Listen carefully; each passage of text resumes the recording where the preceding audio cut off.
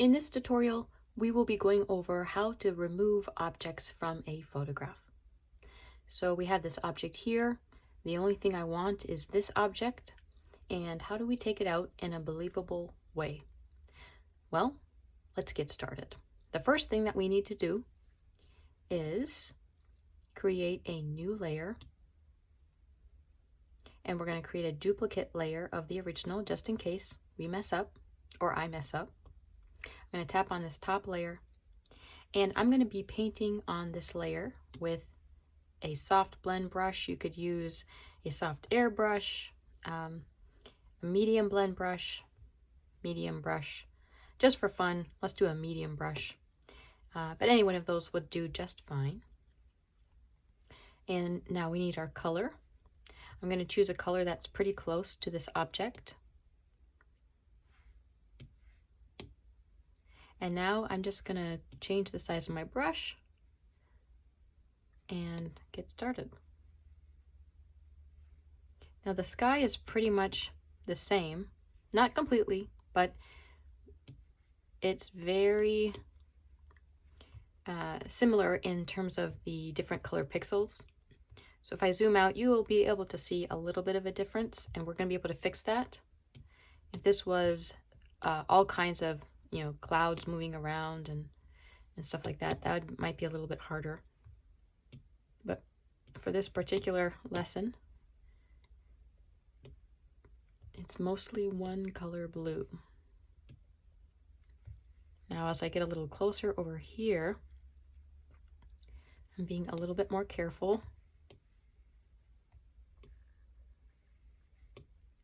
Now I'm going to choose a different brush at this point because we have a little bit of a harder edge. I'm going to go to soft blend and choose my color again. And now go in. It's a bit better. Increase the size a little. Okay. There we go. Now just follow along the edge.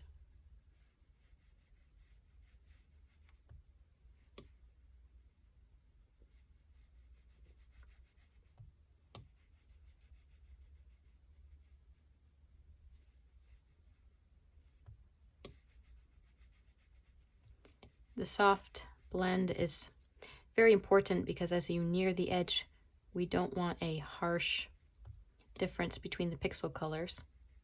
And you'll probably notice I'm not changing my blue color. I'm just sticking with my current one. And if there's variations, we'll take care of that in a little bit.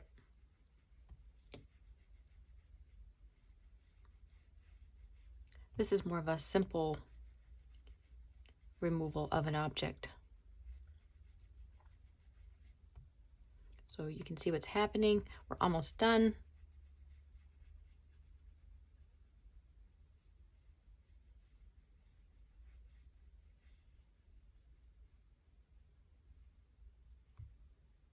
Okay, so this is what it looks like so far.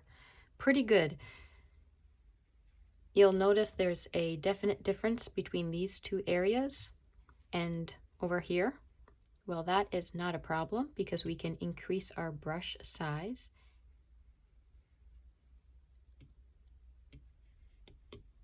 If we do, we can just brush it on.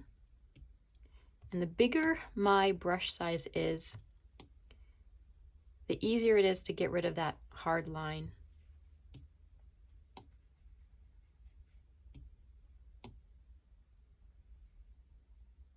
And here I'm just kind of going back and forth, blending those two blues together.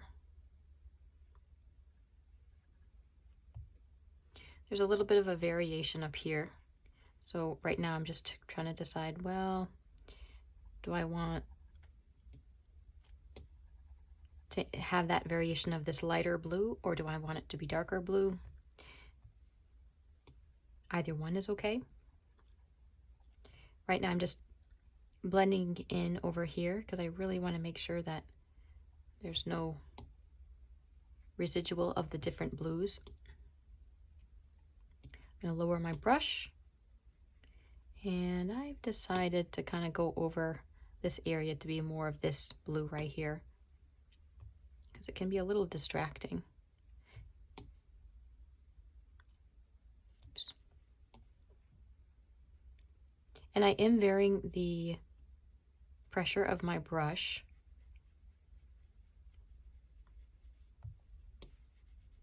And you'll notice, see this texture right here, and this is smooth. So I'm basically removing that right now.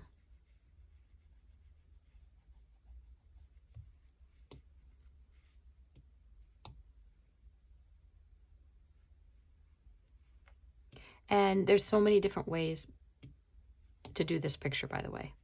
This is just one way. But I definitely think it's important that you become comfortable with removing an object and being able to decide what the surrounding color is around the object. Now I could come over here and do some further blending. If I did, I would just take a bigger brush size and go around, okay? So now I'm just kind of looking at my photograph and looking around, seeing is there any variation that I need to take care of, and it's actually looking pretty good. I'm looking up close, so because I used a soft brush, the edges are nice and soft, no hard edges, okay? And in a nice way, on the edge of the balloon, some blue came into it, and that doesn't bother me at all. That makes me actually quite happy because it just adds to the piece. And there you have it.